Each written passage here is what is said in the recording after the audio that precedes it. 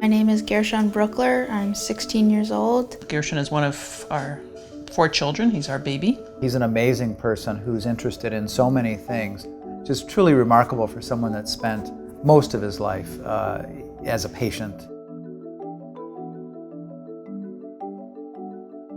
A little bit fast forward to around 2.5 years ago. They didn't know what was going on. I was losing vision. We could not get any answers.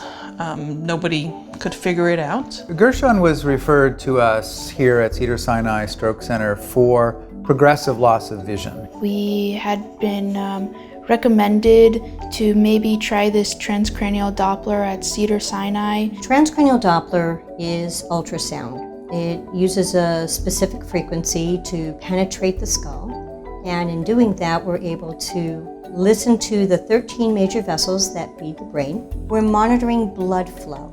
So as the blood moves through the arteries of the brain, we're able to listen and identify any changes in the flow. The principal advantage of the transcranial Doppler is it's non-invasive. We can get minute-to-minute information without radiation, without dye, without needles. So when they're actually doing the test and they're listening to the blood flow, you hear a beep type thing. It would make a noise. What I did was just sat there and listened for a short while, and when I did that, all of a sudden I heard blip right behind his right eye, and that's the eye where he's losing vision. Brenda noticed one of these small particles entering the eye. Gershon actually had a clot that was attached to his mitral valve in the heart, and that was what was sending these small bits of material up into his eye. No one really thought that's what the problem was until we looked at all the data and built this story that in fact there could be a clot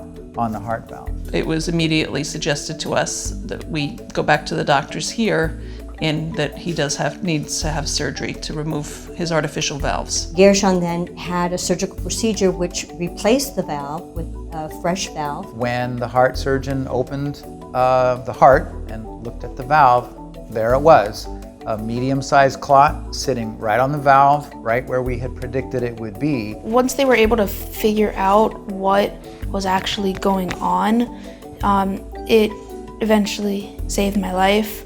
It was the transcranial Doppler technology that, number 1, allowed us to see the clot in the eye, number 2, to track the clots, the microclots that were ending up in the brain, and number 3, to conduct the experiments that told us, in fact, perhaps the problem is with the heart valve. When we got to repeat the tests after the surgery, all you heard was blood flow. You did not hear these little beeps that were coming through for the first time.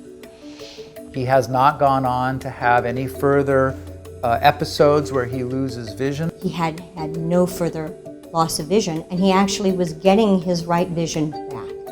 It gave him a new lease on life. Absolutely.